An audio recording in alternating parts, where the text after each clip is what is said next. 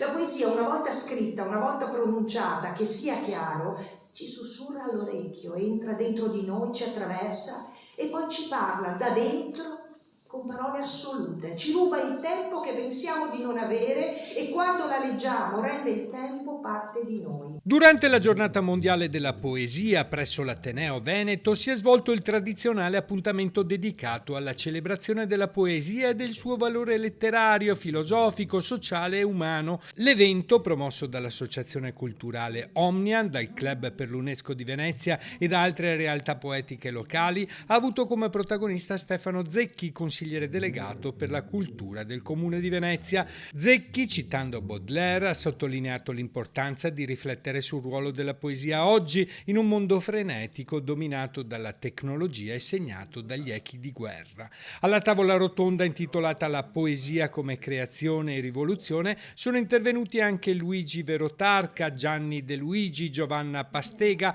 e Daniele Spero, arricchendo il dibattito con diverse prospettive culturali. L'evento si è concluso con la premiazione degli studenti vincitori della 7ª edizione del Premio Nazionale di Critica Poetica Gino Pastega e con la presentazione del tema del premio 2026, La poesia e il destino dei poeti.